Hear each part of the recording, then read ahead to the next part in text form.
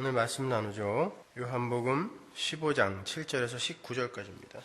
우리 함께 한 목소리로 봉독하시겠습니다. 너희가 내 안에 거하고 내 말이 너희 안에 거하면 무엇이든지 원하는 대로 구하라. 그리하면 이루리라. 너희가 과실을 많이 맺으면 내 아버지께서 영광을 받으실 것이요 너희가 내 제자가 되리라. 아버지께서 나를 사랑하신 것 같이 나도 너희를 사랑하였으니 나의 사랑 안에 거하라. 내가 아버지의 계명을 지켜 그의 사랑 안에 거하는 것 같이 너희도 내 계명을 지키면 내 사랑 안에 거하리라. 내가 이것을 너희에게 이름은 내 기쁨이 너희 안에 있어 너희 기쁨을 충만하게 하려 함이니라. 내 계명은 곧 내가 너희를 사랑한 것 같이 너희도 서로 사랑하라 하는 이것이니라. 사랑이 친구를 위하여 자기 목숨을 버리면 이에서 더 큰 사랑이 없나니 너희가 나의 명하는 대로 행하면 곧 나의 친구라. 이제부터는 너희를 종이라 하지 아니하리니 종은 주인의 하는 것을 알지 못함이라. 너희를 친구라 하였노니 내가 내 아버지께 들은 것을 다 너희에게 알게 하였음이니라. 너희가 나를 택한 것이 아니요 내가 너희를 택하여 세웠나니 이는 너희로 가서 과실을 맺게 하고 또 너희 과실이 항상 있게 하여 내 이름으로 아버지께 무엇을 구하든지 다 받게 하려 함이니라. 내가 이것을 너희에게 명함은 너희로 서로 사랑하게 하려 함이로라. 세상이 너희를 미워하면 너희보다 먼저 나를 미워한 줄을 알라. 너희가 세상에 속하였으면 세상이 자기의 것을 사랑할 터이나 너희는 세상에 속한 자가 아니요 도리어 세상에서 나의 택함을 입은 자인 고로 세상이 너희를 미워하느니라. 아멘. 1998년에 경북 안동에서 택지 조성을 위해서 분묘 이장을 하던 중에 조선시대에 살던 이응택이라는 사람의 미이라가 발견되었죠. 그 분묘에서는 그 사람의 아내가 자신의 머리카락을 잘라서 만든 집신 모양의 미투리와, 미투리가 뭔지는 아시죠? 애절한 사연이 담긴 편지가 아주 보존이 잘 된 상태로 발견이 되었습니다.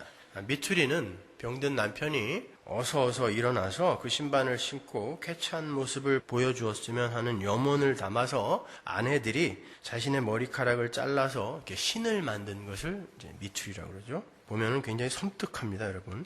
여자의 머리카락으로 집신을 만들어 놨다고 생각해 보세요. 그것만 보더라도 그 아내가 죽은 남편을 얼마나 사랑했는지 짐작이 갑니다. 근데 거기에서 발견된 편지를 보면 그 아내의 사랑이 정말 애틋해요. 제가 읽어드릴게요. 적어왔는데 한번 보시겠어요? 원희 아버지께, 아들이 원희였나 봐요. 아직 태어나지 않은 아들인 것 같아요. 이 아들은요. 당신 언제나 나에게 둘이 머리 휘어지도록 살다가 함께 죽자 하시더니 어찌 나를 두고 당신 먼저 가시나요?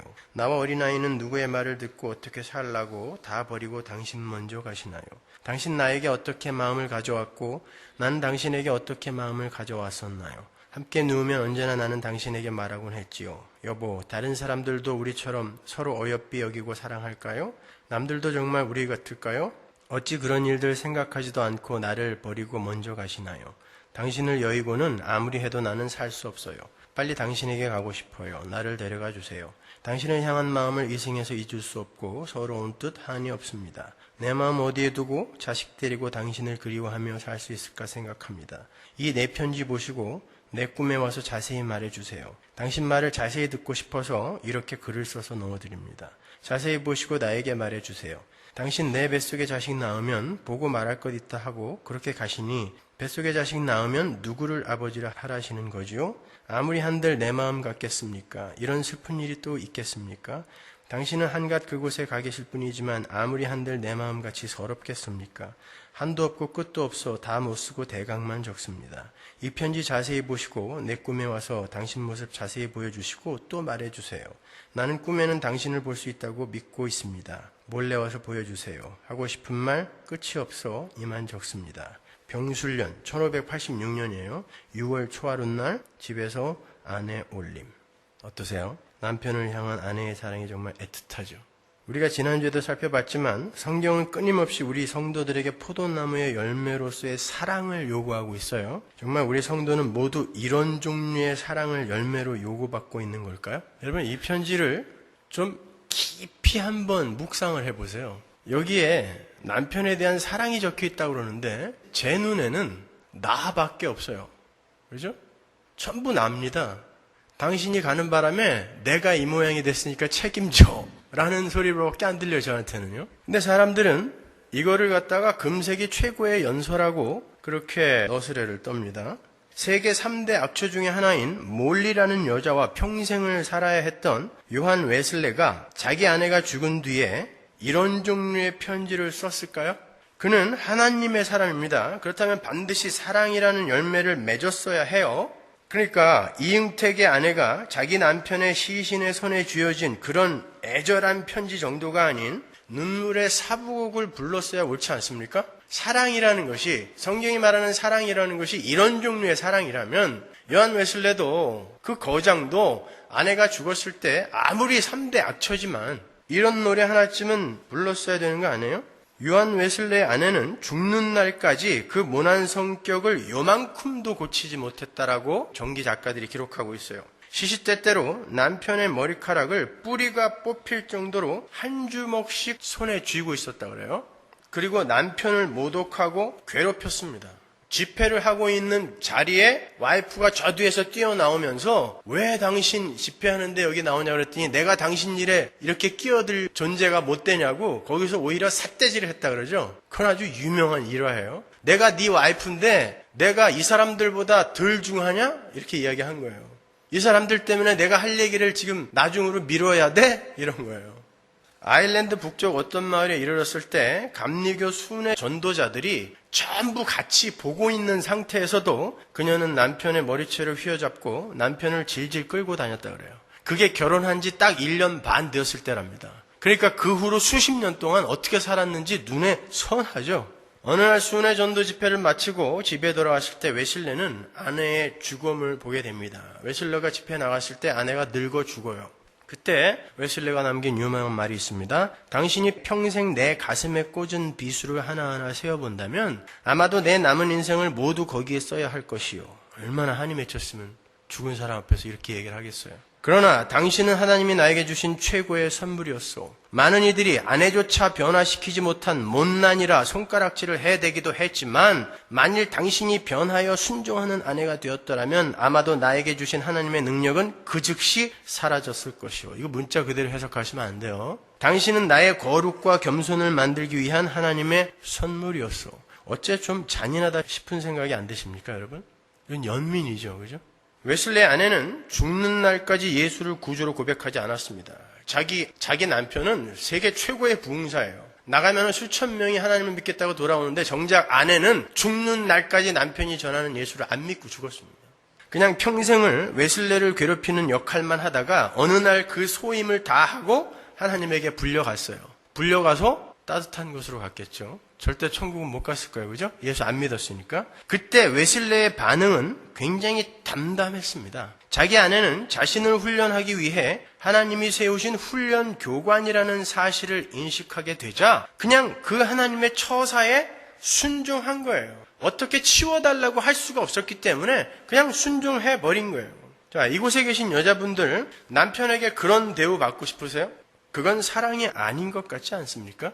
예수를 믿는다는 사람이 웨슬레처럼 그러면 안 되잖아요.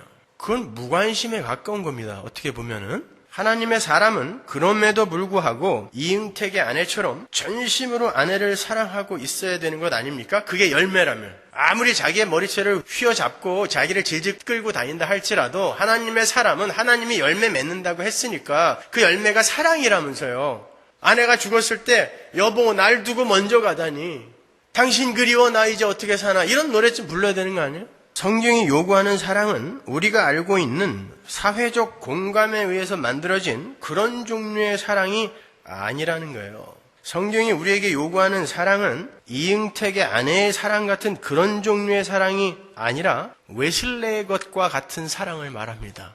무슨 말인지 잘 모르시겠죠? 잘 새겨 한번 들어보세요. 여러분 첫사랑이라는 거 다 해보셨죠? 그때는 정말 가슴에 불이 붙어서 그냥 활활 타는 것 같지 않습니까? 저야 뭐 첫사랑하고 결혼을 했기 때문에 전혀 뭐 그런 기분은 모르지만 근데 지금은 왜 이렇게 담담하시죠? 그 첫사랑이 지금도 그렇게 눈만 감으면 그냥 가슴을 철렁하게 만듭니까? 아니죠. 그러면 그 사랑의 정체는 도대체 뭡니까, 여러분? 하나님이 원하시는 사랑은 그런 감동적인 격동이나 동정 혹은 연민 정도의 것이 아니에요. 매력에 대한 반응, 그 정도가 아닙니다. 하나님이 하나님의 열심으로 성도의 삶의 열매로 맺으시는 사랑이라는 열매는요, 자기를 완전히 비워낸 자들에게서 나오는 항복과 겸손과 겸양에서 격발이 되는 거예요. 요한 웨슬레는 바로 그 사랑으로 아내를 사랑했던 거예요. 요한 웨슬레는요, 하나님의 주권에 완전히 항복해서 그 하나님이 허락하신 상황이고 사람이라면 당연히 감사함으로 받아야 하는 것이며, 왜? 나는 하나님께 항복하니까. 그분이 나에게 뜻하는 것은 내 삶 속에 당연히 이루어져야 된다고 나는 믿고 있으니까, 나는 이미 그렇게 성숙했으니까 그걸 당연히 감사함으로 받는단 말입니다. 그리고 그렇게 쓰이다가 가는 사람과 나라는 사람이 별로 다를 바가 없는데 유독 나만을 찾아와서 나를 사랑하시고 선택하신 그 하나님에 대한 그 사랑에 대해서 감사하고, 그 선택에서 제외된 다른 이들에게 미안한 마음과 송구스러운 마음과 연민의 마음을 가지고 그 사람을 대하는 것, 그것을 사랑이라고 합니다. 개걸하여 말하여 바로 그러한 자세에서 나오는 모든 행위, 그것을 사랑이라고 그래요. 자기 부인에서 격발된 것, 그러니까 자기 사랑에서 벗어난 자에게서 나오는, 자아 숭배교에서 벗어난, 자기 사랑에서 벗어난 그 사람에게서 나오는 자연스러운 하나님 사랑과 이웃 사랑, 그걸 사랑이라고 그래요. 그러니까 거기에는 뭐 뜨거운 스파크 이런 게 없을 수도 있습니다. 그냥 눈만 뜨면은 쭉쭉 빠는 그런 행위가 없을 수도 있어요. 그러나 자기 부인, 나라는 우상을 섬기는 그 자리에서 내려온 이들에게서 이제는 사랑의 대상이 나에게서 다른 존재로 바뀌잖아요. 그렇죠? 거기에서 나오는 모든 행위들을 사랑이라고 해요, 성경은. 제가 지금부터 다시 포도나무의 열매에서 출발하여 사랑까지 끌고 가서 사랑과 그 미움의 정의를 구체적으로 내려보도록 하겠습니다. 우리가 지난주까지 공부한 바에 의하면 성도가 맺어야 할 열매는 단순히 도덕적이며 윤리적인 착한 삶이 아닌가라고 그랬습니다. 그러면은 간디나 슈바이처가 우리보다 훨씬 좋은 곳에 가야 돼요. 아울러 열매의 본질로 거론이 된 그 사랑 또한 우리가 생각하는 그러한 종류의 사랑이 아니었어요. 뿐만 아니라 종교적인 열심이나 의도적으로 종교화된 그러한 삶, 그런 것도 하나님이 맺으시는 열매 아닙니다. 한 군데 보고 갈까요?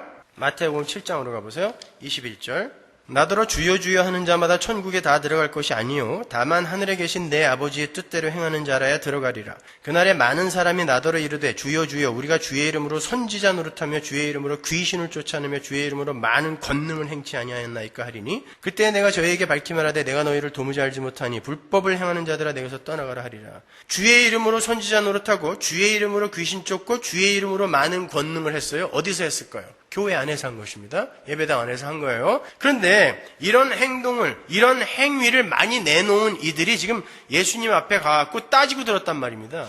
내가 한 일을 당신도 분명히 보았을 텐데 나를 모른다니요 라고 했더니 예수님이 불법을 행하는 자들은 나는 너희들을 도무지 알지도 못하니까 너희들은 내게서 떠나가라 라고 이야기를 해요. 자, 이렇게 엄청난 종교적 열심을 가지고 많은 일을 한 사람들도 예수님에게 외면당할 수 있습니다.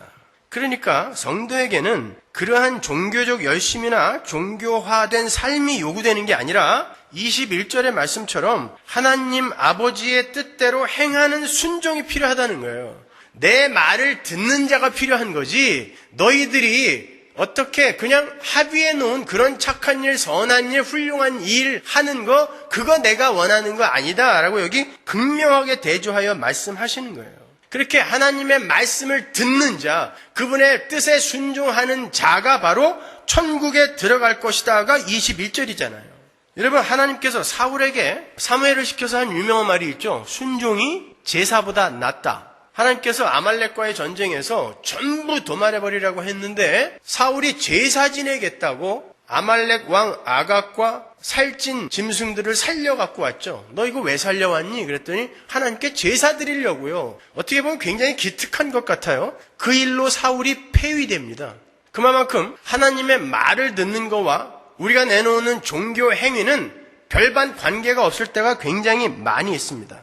바로 아래 구절을 보면 왜 그들이 그러한 열심에도 불구하고 불법을 행하는 자들로 취급이 되어 있는지가 나와요. 24절 볼까요? 마태복음 7장 24절. 그러므로 누구든지 나의 이 말을 듣고 듣고 행하는 자는 그 집을 반석 위에 지은 지혜로운 사람 같으리니 비가 내리고 창수가 나고 바람이 불어 그 집에 부딪히되 무너지지 아니하나니 이는 주초를 반석 위에 놓은 연고요. 나의 이 말을 듣고 행치 아니하는 자는 이 말을 조금 이해하기 쉽게 다르게 번역을 하면 이래요. 나의 이 말을 듣지 않고 행하는 자라는 뜻이에요. 그 집을 모래 위에 지은 어리석은 사람 같으리니 비가 내리고 창수가 나고 바람이 불어 그 집에 부딪힘에 무너져 그 무너짐이 심하니라. 잘 보시면 지금 주님이 원하시는 열매는 겉으로 드러나는 어떤 행위에 국한된 것이 아님을 알 수 있죠. 그죠? 주님께서 정말 원하시는 참 열매는 주님의 말을 들었느냐 아니냐에서 결판이 나는 거예요. 내 말을 듣고 행한 것과 내 말을 듣지 않고 행한 것, 즉 예수의 영광을 위해 순종하는 마음에서 행한 일.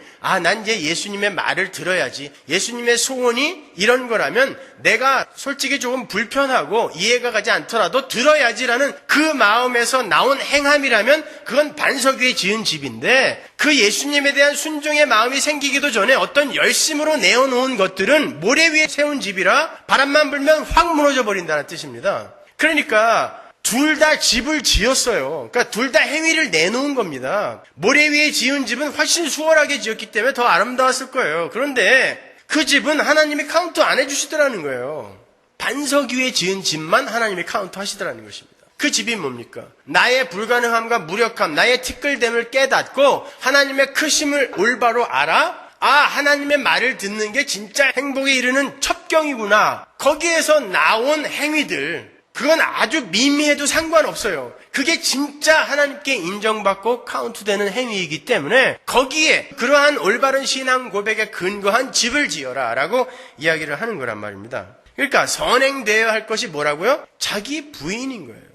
내가 부인돼야 나는 하나님의 말을 들어야 하는 자구나를 아니까. 그러니까 기독교 성도의 본문은 한마디로 하라면 자기 부인이에요. 그걸 십자가라고도 이야기하는 거고, 그 자기 부인을 하게 만들기 위해 고난이 우리의 삶에 찾아오기도 하는 거고, 다 연결이 되어 있는 것입니다, 여러분. 근데 오늘날은 자기 부인이 아니라 자기 주장을 가르치고 있잖아요. 니들이 원하는 건 하나님께 무엇인지 아뢰라. 다 들어줄 거야. 그건 자기 주장이죠. 자기 부인이 아니잖아요. 그건 기독교 아닙니다, 여러분. 그러니까 성도의 삶 속에서 맺혀야 하는 열매는 자신을 부인하고 예수님의 말씀을 쫓아 행하는 것을 말하는 게 분명한 거예요. 이렇게 하나님께서 성도의 삶 속에서 맺으시고자 하는 열매는 자기 부인이라는 기독교의 핵심 가치에서 격발된 순종의 열매인 거예요. 고린도후서 10장으로 가보세요. 5절. 모든 이론을 파하며 하나님 아는 것을 대적하여 높아진 것을 다 파하고 모든 생각을 사로잡아 그리스도에게 복종케 하니 너희의 복종이 온전히 될 때에 모든 복종치 않는 것을 버리려고 예비하는 중에 있노라. 마지막 때에 어떻게 된다고요? 우리는 하나님께 온전히 복종하는 자가 되고 복종치 못하는 자들은 어떻게? 벌 받아요. 심판받습니다. 그게 이 역사의 종말이에요. 그러니까 한 무리는 하나님께 복종하는 자로 성숙되어져 가는 거고 한 무리는 계속 불복종하다가 가는 거예요. 그러니까 심판의 근거는 뭐예요? 복종입니다. 순종이에요. 순종은 어디서 격발되는 거다? 자기 부인에서. 그러니까 하나님은 우리를 지금 우리의 옛사람을 부인시켜가는 그 인생을 우리에게 허락하시는 거예요. 이 인류의 역사는 전부 자기 부인으로 점철이 되어야 되는 것인데 하나님이 택한 어떤 무리에게서만 그 일이 일어나고 있는 것입니다. 그래서 불복종하는 자들은 그대로 벌받아 심판받아 지옥으로 떨어지게 되는 거예요. 하나님은 지금도 이 역사와 우주를 경륜하고 계신데 그 유일한 이유는 당신의 백성들을 하나님께 복종하는 자로 만드시기 위함입니다. 그리고 그러한 복종하는 자를 만들어내심으로 말미암아 반대로 복종치 않는 자들을 이들을 근거로 하여 벌하기 위해서 누군가가 복종을 하고 있어야 죄는 했는데 너는 왜 못해? 라는 심판을 할 수 있을 거 아닙니까?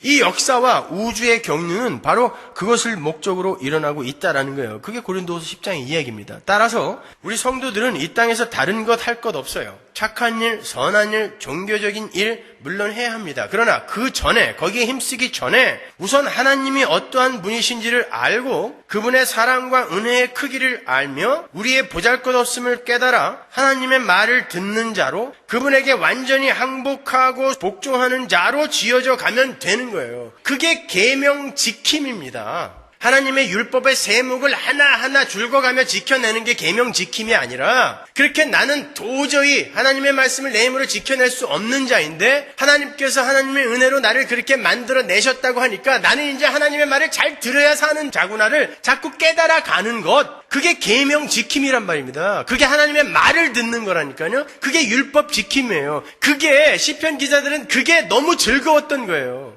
나는 여전히 이 모양인데 하나님께서 나를 그 자리로 끌고 가신다고 하니까 내가 이렇게 부인이 되니까 나는 하나님의 말을 들어야 행복한 자구나라는 게 자꾸 드러나잖아요. 그러니까 그 말을 듣는 게 진짜 행복한 거구나. 그게 진짜 복음이구나. 나는 이 모양인데 하나님이 그렇게 만들어내신다고 약속하시고 그렇게 만들어가고 계시니 하나님의 말을 듣는 게 얼마나 기쁘고 감사한 거냐. 그래서 율법이 나에게 즐거움이라 라고까지 이야기한 거예요. 율법은 단순히 너 부정한 거 만졌으면 가서 제사 지내라, 절기마다 성전에 올라와라, 이게 율법이 아니란 말입니다. 율법은 하나님의 마음을 알아들이는 거라 그랬죠. 하나님이 너를 얼마나 사랑하는지 그 마음을 알아들이는 것, 거기에 이르는 다리예요, 율법은요. 그리고 그 전체는 사랑으로 수렴이 되는 거라 그랬잖아요. 그렇죠? 그러니까 우리가 우리 자신을 사랑하는 것에서 벗어나는 그 상태가 율법을 지키는 상태인 거예요. 하나님의 말을 듣는 상태인 거예요. 하나님의 마음을 알아들이는 상태인 거예요. 하나님은 정말 이렇게 크신 분이고 우리에게 이런 은혜를 부으시길 원하시는 분인데 우리는 여전히 이 모양이기 때문에 하나님이 그 은혜를 잠깐이라도 거두시면 우리는 큰일 나겠구나. 이게 율법 지킴입니다. 이해가 가세요? 이게 사랑하는 거예요, 여러분. 예레미야 11장 4절 보세요. 이 언약은 내가 너희 열조를 쇠풀무 애굽 땅에서 이끌어내던 날에 그들에게 명한 것이라. 하나님께서 이스라엘을 그 애굽에서 꺼낼 때 뭐라고 명했는지 그 수많은 명령의 핵심을 요약하여 여기다가 기록하는데 뭐예요? 곧 내가 이르기를 너희는 나의 목소리를 청종하고 나의 모든 명령을 쫓아 행하라. 이거 하나예요. 내 말을 들어라예요. 내 말을 들어라. 착하게 살아라, 좋은 일 많이 해라가 아니라 내 말을 들어라예요. 죽여라 그러면 다 죽이고, 거짓말해 그러면 거짓말하고, 애기까지 죽여 그러면 애기까지 죽여. 그러면 되는 거야. 그러면 너희가 내 백성이야 라고 이야기하는 것입니다. 예수를 믿은 지 얼마 안 되신 분들은 저게 무슨 소린가 지금 하실 텐데 끝까지 잘 들어보세요. 하나님께서 당신의 백성들의 자격 조건을 명확히 밝히세요. 뭐라 그래요? 내 말을 들어라. 그분이 하시는 모든 말씀에 순종하는 자로 지어져 가라. 왜? 하나님은 완전한 선이신 분이기 때문에 그분은 쓸데없고 더럽고 추악하고 어두운 그런 일들 절대 안 시킬 거잖아요. 그렇죠? 그런 믿음도 없이 우리가 하나님의 말을 들을 수는 없어요. 그게 하나님이니까 그분의 말을 듣고 내 판단, 내 평가 다 내려놓고 그분의 말을 듣는, 내 욕심, 내 소원, 내 야망 다 내려놓고 그분의 말을 듣는 자, 그렇게 확 비워내는 것, 그게 바로 하나님 나라 백성들의 삶이라는 것입니다. 그러한 이들이 모여서 하나님의 인도하에 그 하나님의 최고의 선을 누리며 사는 곳을 천국이라고 하는 거예요. 그래서 지금 하나님 없이 이렇게 수십 년간 살던 우리의 옛사람을 이 땅에서 하나님이 지금 해체시키고 계시는 것입니다. 부수고 계시는 거예요. 그래서 여러분의 삶이 그렇게 힘든 겁니다, 여러분. 이렇게 하나님은 우리 성도들에게 자기 부인과 순종만을 요구하고 계시는 거예요. 그래서 이제 다시는 선악과를 먹지 말라는 당신의 명령을 어기는 자가 없도록 철저하게 당신의 나라를 준비하고 계시는 거예요. 그래서 여러분은 이 땅에서 선악과 먹지 마 그러면 아담처럼 그래도 먹어볼 거야 이런 마음을 싹 지우고 가셔야 되는 거예요. 이 땅에서. 그러니 얼마나 힘들겠습니까, 여러분. 그동안에는 내 뜻만을 위해서 살아왔는데 그걸 다 비우고 하나님의 뜻만을 순종하고 따르는 자로 쥐어져가는 그 길이 얼마나 힘이 들겠어요. 따라서 지난주에 말씀드린 대로 우리 성도는 신앙생활을 하면서 자신의 뜻을 관철시키고 자신의 소원을 고추 세워서 하나님을 이겨먹으려 하면 안 되는 거예요. 하나님은 그러한 자들의 환도뼈를 언제든지 내리칠 준비를 하고 계시다는 것을 잊지 마세요. 야복강가에서의 야곱이 바로 오늘날 교회의 모습과 너무 흡사하지 않습니까? 자기의 야망을 위해서는 하나님도 이겨먹으려고 하나님께 안 지는 것입니다. 그러니까 하나님이 져요. 그건 비유적인 이야기예요. 하나님이 누구한테 집니까? 인간의 야망이, 욕심이 그렇게 강하다는 걸 보여주는 거예요. 그랬더니 하나님이 어떻게 했어요? 환도뼈를 쳤습니다. 환도뼈는 전인이라는 거예요. 죽이는 것입니다. 죽이고 다시 살려내야 돼요. 그런데 그놈 죽이면 안 되니까 예수님을 죽이시고 그놈을 살려낸 것입니다. 그게 야곱이에요. 이스라엘, 바로 교회, 우리입니다. 따라서 하나님은 지금 여러분의 환도표를 칠 준비를 하고 계세요. 준비 동작 들어가 있어요, 벌써요. 그리고 수시로 맞고 있는 거예요, 우리는요. 그리고 그렇게 맞아야 돼요. 예수님이 아닌 바에는 수시로 맞는 게 맞아요. 그래서 맞고 있는 것입니다. 부끄럽게 생각하시면 안 됩니다, 여러분. 저 사람은 안 맞고 있는 것 같은데 아니요, 다 맞고 있어요. 수시로 패야 돼요. 그래야 그가 하나님이라는 지팡이를 의지하여 건 것이 진짜 옳은 삶이구나를 깨닫고 하나님이라는 지팡이를 짚기 시작한단 말입니다. 그렇지 않고는 그가 지발로 달린단 말입니다, 여러분. 그러니까 하나님이 끊임없이 쳐야 되는 거예요. 그래서 우리는 평생 쩔뚝거리며 하나님이라는 지팡이를 의지하여 그렇게 사는 게 맞는 것입니다. 근데 하나님이 그렇게 환도뼈를 치셔서 당신의 사랑과 당신의 계획과 언약과 약속을 우리에게 드러내실 때 우리는 그 뜻을 미처 헤아리지 못하고 너무 원망의 화살만 날리는 거예요. 그렇지 않습니다. 여러분에게 닥친 상황이나 사건이나 현상만을 너무 바라보지 마시란 말이에요. 제발. 그거 부끄러운 거 아니에요. 그거 어려움으로 그렇게 끝나버리라고 그렇게 여러분에게 허락하신 일 아니란 말입니다. 그 일들을 통하여 여러분 하나님이라는 지팡이 붙들라고, 돈 붙들지 말고, 자식 붙들지 말고, 재산 붙들지 말고, 명예 같은 거 붙들지 말고, 하나님 나 붙들으라고 하나님이 여러분에게 그런 환도뼈 위고를 허락하실 수 있는 거예요. 그때 여러분 하나님을 붙드세요. 그러면 되는 것입니다. 힘들고 어려울 수 있어요. 그러나 거기서 벗어날 수 있는 방법은 하나님 붙드는 길밖에 없어요. 지난 시간에 확인한 것처럼 우리는 예수님의 친구로 이미 결정이 된 사람들이죠. 따라서 우리는 친구인 예수를 닮아가는 자로 지어져 가야 되는 거예요. 친구는 닮음과 동질을 전제하는 관계잖아요. 그러니까 친구는 닮아야 된단 말입니다. 예수님은 우리를 친구라 불러줬어요. 그렇죠? 불가항력적인 은혜로. 따라서 우리는 예수를 닮으라는 그 자리로 불림을 받은 거예요. 그냥 거저 넌 내 친구야가 아니라 너는 내 친구니까 나와 닮아야지, 나와 동질을 갖고 있어야지 라고 이야기를 하시는 거란 말이에요. 요한복음 8장 29절 보세요. 나를 보내신 이가 나와 함께 하시도다. 내가 항상 그의 기뻐하시는 일을 행함으로 나를 혼자 두지 아니하셨느니라. 주님이 항상 하셨던 일이 뭐예요? 자기를 기쁘게 한 일 아니었습니다. 아버지를 기쁘게 한 일이에요. 그렇죠? 자기를 기쁘게 한 일 아니에요. 아버지를 기쁘게 한 일이에요. 근데 나중에 아버지를 기쁘게 하는 일을 열심히 했더니 그게 자기 기쁨이 되더라를 예수님이 우리에게 말씀하고 가셨죠. 예, 그러니까 죽음 앞에서 야, 난 이 죽음 하나님 할 수만 있으면 이 잔을 내게서 좀 비켜가게 해달라고 그 정도로 아팠는데 내 안에 기쁨이 있다, 세상에. 내 기쁨, 이 내 안에 있는 기쁨을 너희들에게 나눠주고 가고 싶다라고 예수님이 말씀하시잖아요. 나는 내 기쁨을 조차 사는 게 진짜 기쁜 삶인 줄 알았어요. 그런데 어느 날 하나님의 뜻을 조차 조금 손해보고 조금 희생하고 조금 용서해주고 조금 더 품어주고 했더니 그게 글쎄 나에게 기쁨이 돼. 이런 간증들 많이 들어보셨죠? 그리고 실제로 그런 삶을 사는 분들도 있는 걸 제가 알고 있습니다, 여러분. 어떠세요? 여러분이 손해본 삶이 맞습니까? 아니에요, 여러분. 여러분이 그때 그런 희생 안 하고 그런 돈 안 썼어도 다른 쪽으로 반드시 나가게 돼 있어요. 내가 개런티 해드릴게요, 그거. 여러분이 하나님이 청지기로 맡기신 것을 제대로 제 곳에 안 쓰면요, 하나님은 다른 방법으로 찾아가십니다. 왜? 하나님이 나의 거룩에 정해놓으신 분량, 재물의 분량이라든지 아니면 무슨 여러 가지 이 세상 것들의 어떤 분량은 이미 정해져 있습니다, 여러분. 그러니까 그것이 제대로 적재적소에 나눠지지 않을 때에 하나님은 다른 방법으로 여러분에게서 강제로 뺏어가세요. 그러니까 그건 여러분이 절대 손해본 게 아니에요. 엉뚱하게 다른 사고라든지 어떤 사건을 겪어서 뺏길 거 기쁘게 남에게 나눠주면서 미리 흩어버린 거, 그게 왜 손해입니까? 그게 이익이란 말이에요. 그 기쁨을 안 자가 마치 마약에 중독된 것처럼 나누고 손해보고 희생을 하는 거예요. 하나님이 우리에게 착하게 살아라, 거룩하게 살아라, 도덕적이고 윤리적인 선한 그런 본보기가 되어라, 여러 곳에서 이야기하시는 건 그렇게 살면 너희들이 기쁘기 때문에 그런 거야 라고 우리에게 요구하는 거지, 그렇게 안 살면 죽여버릴 거야가 아닙니다, 여러분. 그럼에도 그렇게 살지 못하는 우리의 모습을 보면서 우리는 정말 탄식의 기도를 드리는 거예요. 하나님 앞에.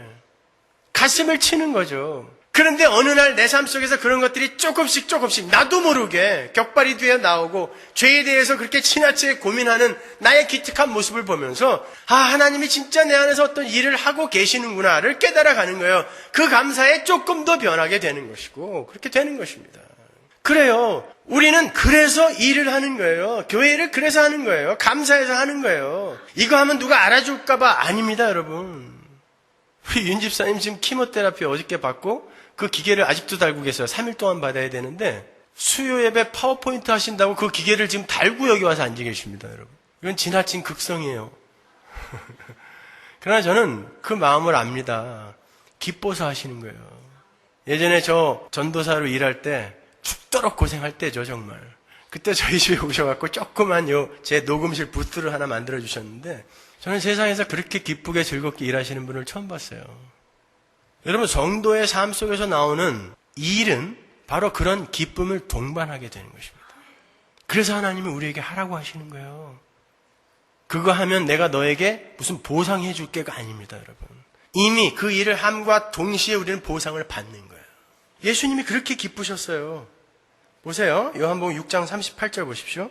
내가 하늘로서 내려온 것은 내 뜻을 행하려 함이 아니요 나를 보내신 이의 뜻을 행하려 함이니라. 나를 보내신 이의 뜻은 내게 주신 자 중에 내가 하나도 잃어버리지 아니하고 마지막 날에 다시 살리는 이것이니라. 예수님은 하나님께서 시키시는 일, 즉 하나님이 창세전에 택하셔서 예수님께 주신 당신의 백성들을 모두 살려서 건져 올리라는 그 말씀에 순종하여 이 땅에 오셨대요. 그건 십자가라는 독배를 마시는 거였고 음부의 고통을 몸소 겪어야 하는 무서운 일이었어요. 지옥에 내려가는 일이었단 말입니다. 요즘 이재철 목사님이 그 이야기 하나 잘못해갖고 지금 이단으로 고발이 되어 있는데 제가 2년 전인가 거기에 대해서 말씀드렸죠. 우려의 말씀을 한번 드린 적이 있었는데 그 대목 빨리 빼야 되는데 그런데 결국은 걸렸어요. 근데 사도신경에서 예수님이 descended into hell, 지옥에 내려갔다라는 것은 제가 나중에 설명해 드리겠지만 진짜 그 문자적으로 그 지옥에 내려갔다는 그런 말 아니에요, 여러분. 우리 사도들이 무슨 바보입니까? 그 이야기 아니에요. 제가 베드로서 설명할 때 자세히 설명해 드렸었잖아요. 예수님이 옥에 내려가셨다는 게 무슨 뜻인지. 예수님은 지옥을 경험하신 거예요. 우리가 가야 할 지옥을 경험하신 거예요. 그래서 그분이 돌아가실 때 천지가 새카맣게 변한 거예요. 어둠, 지옥이로 변한 거예요.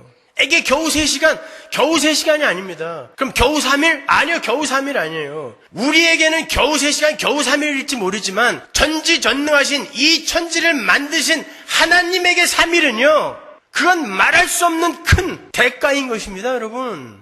하나님이 3일을 지옥을 경험하셨다는 거, 무덤 속에서. 근데 아버지가 원하셨기 때문에 거기에 순종하는 마음으로 이 땅에 인간의 몸을 입고 내려오시더라는 것입니다. 왜? 그게 하나님 나라의 삶의 원리거든요.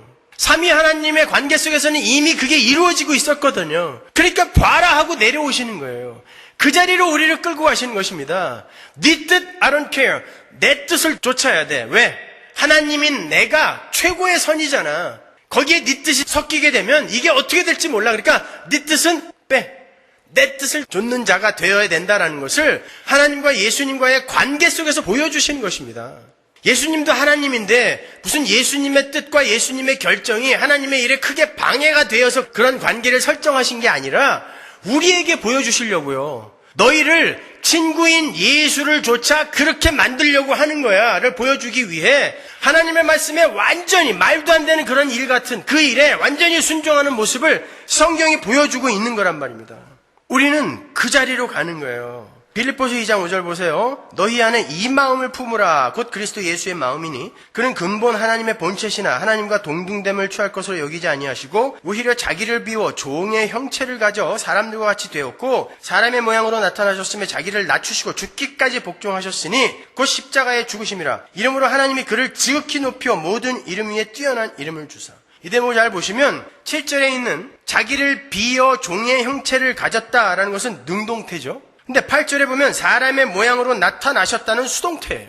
그러니까 예수님이 우리를 구원하러 오시는 문제에 있어서 자기를 비어 종의 형체를 가지는 능동적 순종이 앞서 있고요. 그 능동적 순종에 하나님의 뜻이 덮여지는 것입니다. 하나님의 나라의 삶의 원리는 하나님 앞에 능동적으로 순종하는 그 순종이 전제되어 있는 거예요. 그게 하나님 나라예요. 그래야 비로소 하나님이 자기 뜻을 이 비어있는 마음에 붓는 것입니다. 그래서 일부러 성경이 여기에 능동태와 수동태를 갈라서 기록을 해놓는 거예요. 하나님 나라는 그렇게 예수처럼 자기를 완전히, 자기 뜻을, 자기 소원을 완전히 비워낸 상태에서 하나님이 자기의 뜻을 붓는 거야를 보여주는 거예요. 그래서 때로는 여러분이 이게 맞는 것 같은데, 내 40년 신앙의 경력으로 보아, 판단으로 보아 이게 옳은 일 같은데 하나님이 안 들어주실 때가 굉장히 많이 있죠. 그렇죠? 그건 그 일이 옳고 그른 것에 대한 그런 평가나 판단이 문제가 아니라, 그럼에도 불구하고 네가 옳다라고 생각하는데도 문둥병자가 하나님 나 좀 고쳐주세요, 이게 당연한 요구인데도 불구하고 하나님의 소원이 들어지는 것이 진짜 참 선이며 그것이 참 하늘의 복이라는 것을 우리에게 깨닫게 해주기 위해서, 그게 당연한 것 같은데도 너 그럼에도 불구하고 내 뜻에 순종할 수 있어? 네가 이해가 안 가는데 내 뜻에 그래도 순종할 수 있어? 라고 물으시는 거예요. 근데 사람들은 그때가 되면은 나는 예수 믿는 사람 아닌가? 왜 하나님이 대답을 안 하셔? 왜 반응이 없어? 이렇게 나온단 말이에요. 뭔 반응이 없어요? 하나님이 그거 아니라고 대답하시는 건데, 선명하게 소리쳐 외치시는 건데 반응이 없어? 침묵하셔? 아니란 말입니다. 거기에서 하나님은 여러분의 순종, 여러분의 엎드림, 굴복, 항복을 요구하시는 거예요. 우리는 근데 그 사건에만 집중해 있기 때문에 이게 왜 해결이 안 되는 거야? 이게 왜 여전히 이 모양이야? 그걸로 하나님을 판단한다니까요. 아니란 말입니다. 어디서부터 뜯어 고쳐야 되는지 모르겠어요, 도대체. 그러니까 맨날 목사한테 묻는 게 이게 하나님의 뜻일까요? 아닐까요? 그걸 내가 어떻게 알아요? 그러나 제가 분명히 말씀드리지만 여러분이 결정한 그게 하나님 뜻입니다.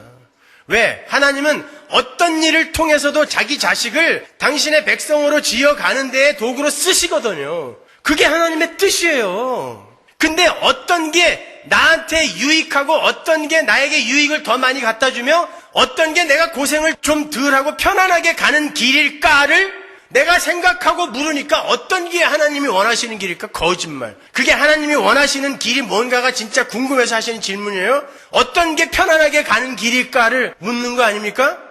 그거 아니란 말입니다, 여러분. 기독교는요.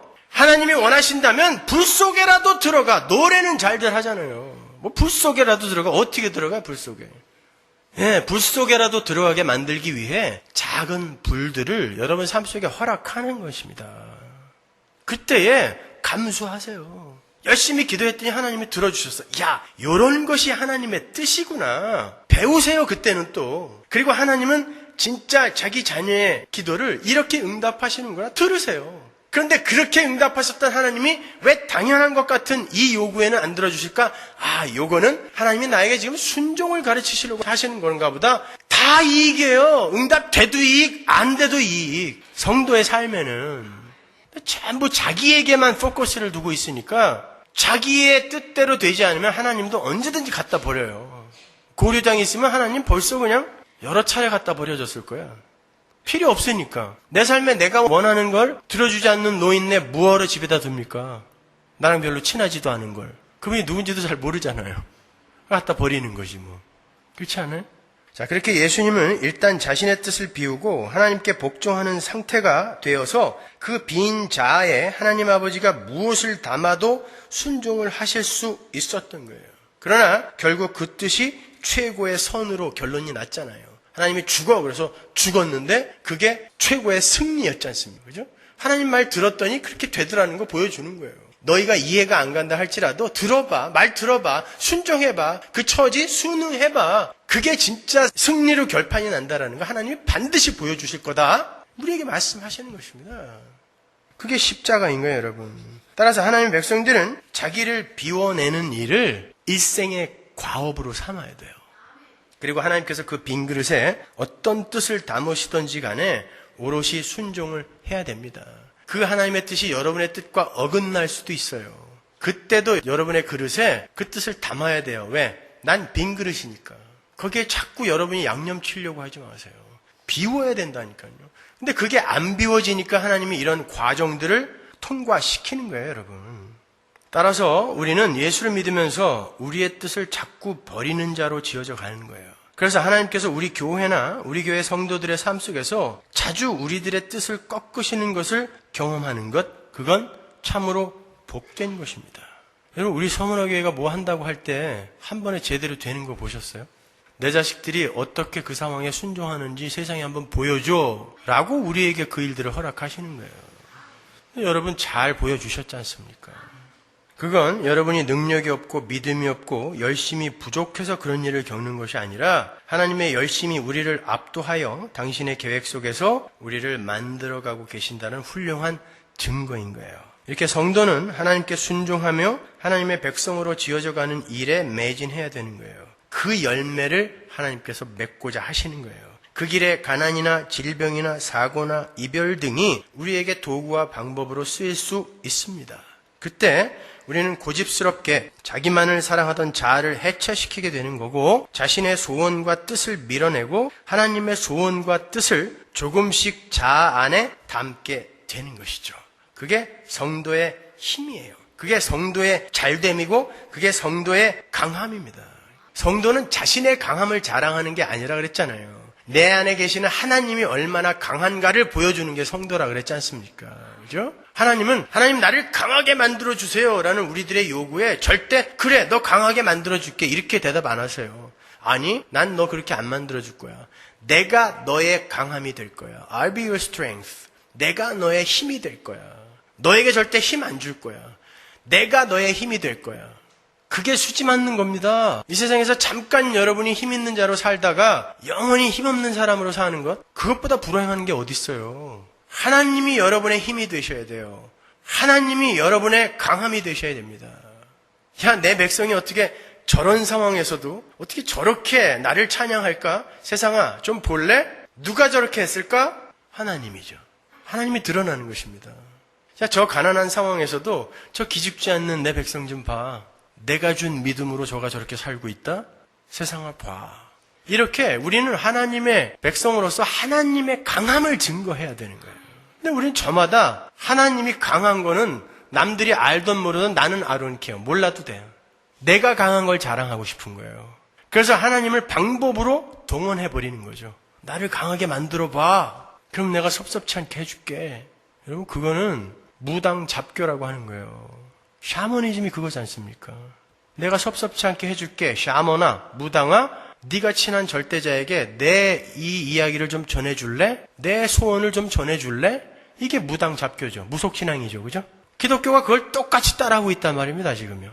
여러분 그건 아닌 거예요. 정신 똑바로 차리셔야 돼요. 여러분 예수님께서 우리 사마리아 여인의 이야기에서 배웠죠. 예수님께서 제자들이 음식을 사러 갔던 제자들이 와서 스승님 뭘 좀 드셔야죠. 그랬더니 예수님이 뭐라 그래요? 나에게는 양식이 있다. 너희들이 모르는 양식이 있어. 어떤 양식?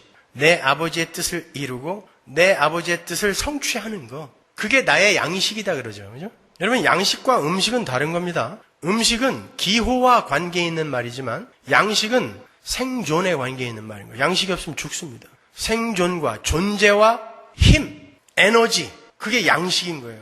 내가 살아가는 힘. 내가 살아가는 힘은 너희들이 말하는 그런 빵 같은 음식이 아니라 이 세상의 것이 아니라 나는 하나님의 뜻을 행하고 하나님의 뜻을 성취하는 것을 양식으로 삼고 있어. 그게 내 힘이야. 그게 나의 양식은 따로 있어 라는 말인 거예요. 뭘 먹는다는 얘기야? 그렇게 생각하시면 안 돼요. 내 힘은, 내가 이 세상을 살아가는 힘은, 내 생존의 근거는 하나님의 말을 잘 듣고 그분의 뜻을 성취하고 그분의 뜻을 이루는 게 내 양식이야. 그게 내 힘이야. 근데 우리는 이 세상의 음식, 이 세상의 힘을 많이 공급해 주는 걸 그걸 내 힘으로 삼겠다고 하나님께 아각거리고 있는 거예요. 아니에요. 여러분 보세요. 나를 보내신 이의 뜻을 행하고 그분의 뜻을 성취하는 게 내 양식이다, 내 힘이다라고 예수가 이야기했죠. 근데 예수님이 하나님이 나를 보낸 것처럼 내가 그들을 보냈다 그래요. 요한복음 17장에 가면. 그러면 그리고는 요한복음 6장에서 뭐라 그러냐면 내가 너희들의 떡이다 그러죠. 그러면 뭐예요? 연결을 한번 해보세요. 우리의 양식은 우리를 보낸 예수 그리스도의 뜻을 행하는 것이라는 뜻이죠. 그게 우리가 예수를 먹는다라는 뜻입니다. 그러니까 예수가 우리의 삶에 우리의 거룩을 완성하기 위해서 어떤 일을 허락한다 할지라도, 또 어디로 가라 한다 할지라도, 어디에 살라 한다 할지라도 그 뜻을 좇아 사는 게 우리의 양식, 그게 내 힘이어야 돼요. 너 평생 이렇게 못난 상태로 이렇게 예수 믿다가 와. 너 평생 이렇게 약한 상태로 예수 믿다가 와. 너 평생 이렇게 가난한 상태로 예수 믿다가 와. 너 돈 좀 만지는 그 자리에서 예수 한번 교만하지 않고 믿다가 와. 이거 전부 하나님이 허락하시는 상황들이란 말입니다. 그리스도인의 삶 속에 우연은 결코 있을 수 없어요. 우발적인 사건은 없습니다. 하나님이 전부 허락하시는 거예요. 하나님의 장중 안에서 일어나는 것들입니다. 그렇다면 나에게 지금 허락된 이 모든 사건들과 상황들과 정황들이 지금 하나님의 인도하심에 이끌려가는 그 과정 속에서 주어진 거잖아요. 그때에 내가 그래요, 주님의 뜻이 내 삶 속에서 이루어지다 하고 가는 게 나의 힘이어야 되는 거예요. 그래야 하나님 평생 가난하려면 여기서도 나는 당당하고 떳떳하게 하나님의 백성으로서 이까짓 거 안 부끄럽습니다 라고 살겠습니다가 힘인 거예요. 그걸 부자로 바꿔주는 게 힘이 아니라 말입니다. 아니, 성경 말씀을 어떻게 읽는 거예요 도대체가? 아니요, 성도는요, 우리의 잘됨이나 우리의 부유함이나 우리가 가진 명예, 사회적 신분, 사회적 실력, 사회적 평가, 이런 것으로 우리를 자랑하는 것을 힘으로 삼는 게 아니라 하나님의 뜻을 받들어서 하나님이 처하게 하신 상황과 환경과 정황 속에서 그분을 여전히 신뢰하고 여전히 의뢰하며 여전히 의존하는 자로 서는 것, 그걸 우리의 힘으로 삼아야 되는 거예요. 그러니까 가끔 여러분의 삶 속에 어려움이 오시면 그때 힘을 한번 보여주세요. 그때 여러분 안에 계신 하나님을 한번 보여주세요. 잘 안 되시죠? 하나님 앞에 통곡하세요. 기도하세요. 매달리세요. 그때 하나님과 더 친해질 수 있습니다, 여러분. 하나님은 나랑 좀 더 친해지자고 거기에만 관심 있으세요. 여러분의 문제 해결해주고 여러분이 그 문제 해결로 인해서 다른 걸로 너무 기뻐하느라 하나님 잊어버리는 거 별로 원치 않으십니다. 그래서 때때로 여러분의 소원이 그렇게 잘 안 들어지는 거예요. 요한복음 17장 18절 보면 아버지께서 나를 세상에 보내신 것 같이 나도 저희를 세상에 보냈다. 명확하게 나오죠. 그죠? 따라서 우리는 누구의 뜻을 행하는 걸 힘으로 삼아야 된다? 예수님의 뜻, 그분의 말씀. 그죠? 하나님도 그러잖아요. 예수님을 우리에게 소개하시면서 이는 내 기뻐하는 자, 내 사랑하는 자니 너희는 저의 말을 들어라 그러지요. 쟤 좀 잘 먹여줘, 잘 부탁해 그러지 않았어요. 저의 말을 들어라. 근데 예수님이 그 하나님의 말씀 전체를 뭐라고 요약해 주셨어요? 이제 넘어갑니다. 사랑으로. 사랑. 계명은 뭘로 완성된다? 사랑으로 완성된다. 로마서로 한번 가볼까요? 로마서 13장 8절 보세요. 피차 사랑의 빛 외에는 아무에게든지 아무 빛도 지지 말라. 남을 사랑하는 자는 율법을 다 이루었느니라. 간음하지 말라, 살인하지 말라, 도적질하지 말라, 탐내지 말라 한 것과 그 외에 다른 계명이 있을지라도 내 이웃을 내 자신과 같이 사랑하라 하신 그 말씀 가운데 다 들었느니라. 사랑은 이웃에게 악을 행치 아니하나니 그러므로 사랑은 율법의 완성이니라. 이거 이 땅에서 우리가 다 할 수 있습니까? 때려주고도 못 가요, 우리는요. 그죠?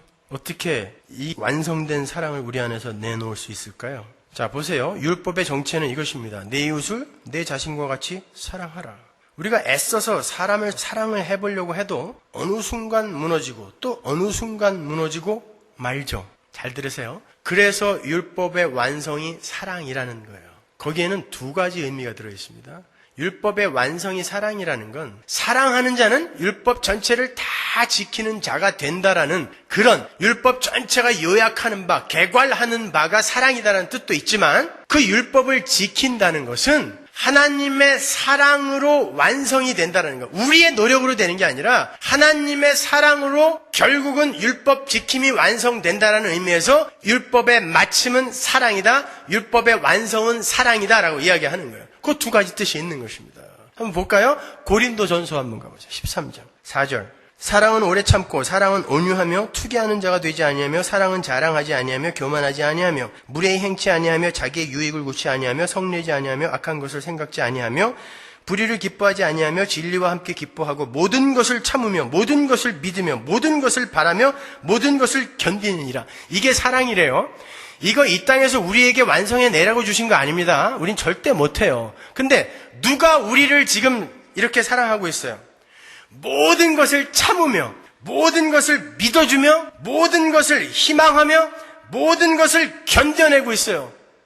누가? 예수님이 우리가 이렇게 율법 못 지키고 이렇게 사랑하지 못하고 이렇게 여전히 어둡고 추악한 일을 행하고 있는 이 모습을 보이는데도 예수님께서 모든 것을 참으며, 안 참으면 벌써 죽었어요. 우리는요. 모든 것을 믿어주며 모든 것을 완성의 자리로 갈 거라고 바라며 모든 것을 견뎌주고 계시는 거예요. 그 사랑으로 너희가 율법을 지킨 자가 되었다. 얘들아, 너희들은 이 친구의 사랑을 닮아야 하지 않겠니? 라고 물어보는 것입니다. 너희는 그렇게 반드시 만들어내고야 말 거야. 근데 어느 날 가끔 우리 안에서 참음이 나오고 우리 안에서 믿음이 나오고 우리 안에서 견딤이 가끔 나오잖아요. 그때 그 예수가 세상에, 그 예수가 내 안에서 내 삶을 그렇게 지금 살고 계시는구나를 깨닫게 되는 것입니다. 그때 뛸 듯이 기뻐하는 거죠. 너무 가끔이라서 그렇지만.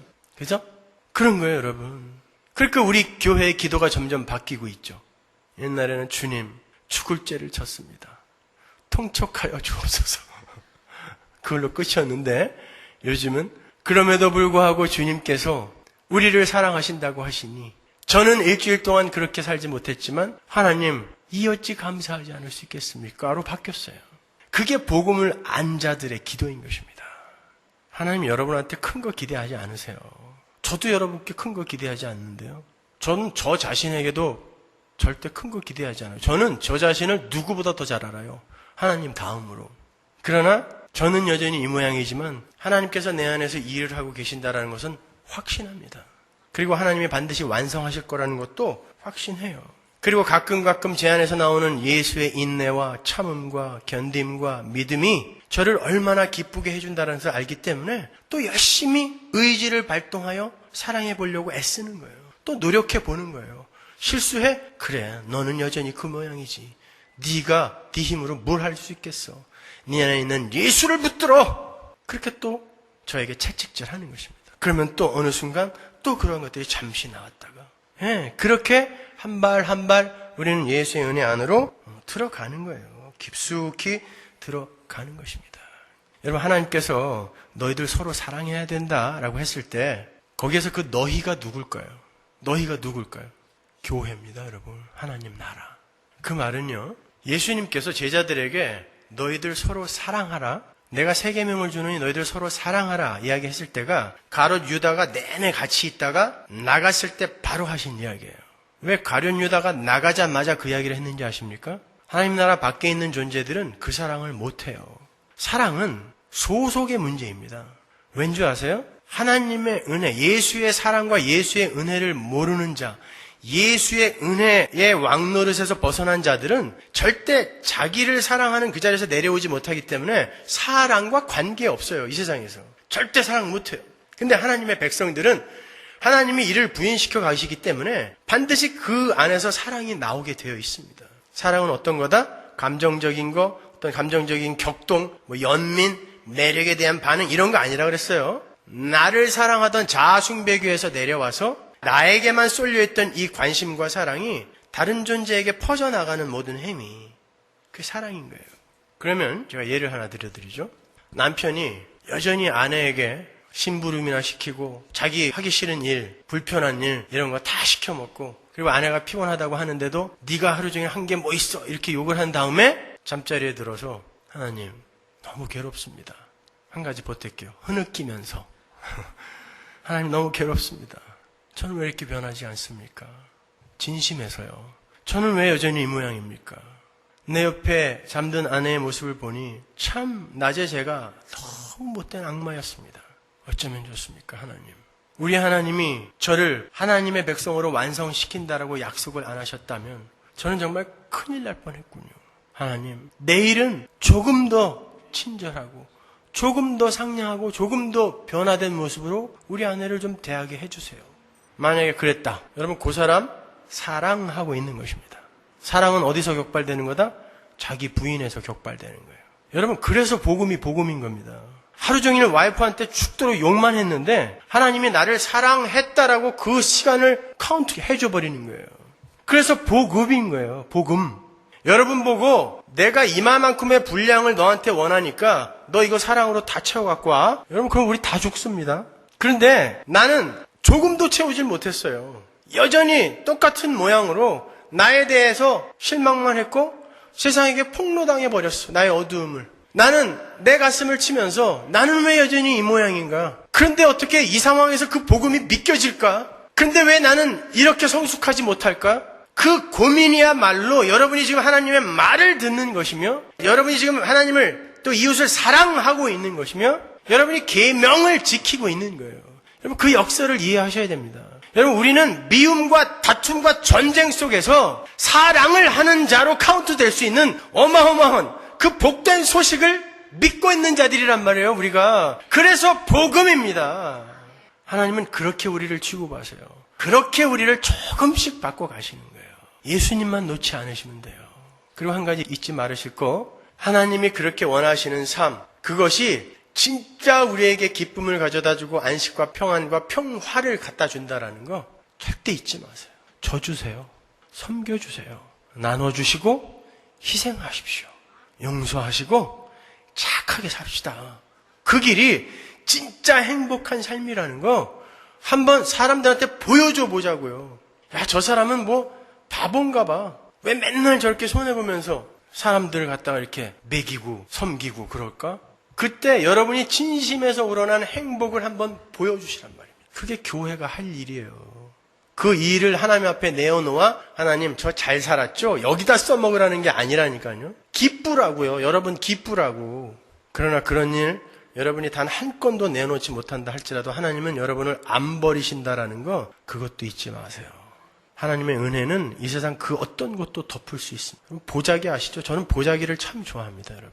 요즘은 그 보자기를 잘 안 쓰는데 진짜 귀한 선물은 한국에서도 보자기에다가 이렇게 싸다 주는 거 아세요? 보자기는요, 어떤 모난 것도 또 어떠한 모양도 다 쌀 수 있어요. 하나님의 은혜는 바로 보자기 같은 것입니다. 모든 걸 다 쌀 수 있어요. 여러분이 아무리 악한 일을 저질렀다 할지라도 하나님은 하나님의 은혜의 보자기로 여러분을 감쌀 수 있습니다. 그때 하나님 앞에 항복하세요. 하나님 맞습니다. 그 하나님의 은혜의 보자기가 없었다면 저는 이렇게 벌거벗겨져서 백일하에 드러나 죄인됨을 폭로당하여 지옥으로 떨어질 뻔했습니다. 예, 지옥에 벌거벗고 가야지 뭐. 사우나에 옷 입고 들어간 사람 없잖아요. 그 부끄러운 모습이거든요. 그리고 들어가는 거예요. 우리는 의의 흰 옷을 입는 거죠. 예? 그리고 천국에서 영원히 행복하게 사는 것입니다. 그때 기다리면서 요 짧은 무더위라든지 이런 불편함이라든지 이런 것들 감수하고 여러분이 이렇게 말씀 열심히 들으러 오시는 거 아닙니까? 그러한 자세로 세상에서도 똑같이 사세요. 조금 불편하고 조금 업신여김 당해도 괜찮아요. 잠시예요. 찰나입니다. 그러나 그 과정 잘 통과하시면 여러분 상상할 수도 없는 기쁨과 안식 속에서 영원을 사실 거예요. 기도하겠습니다.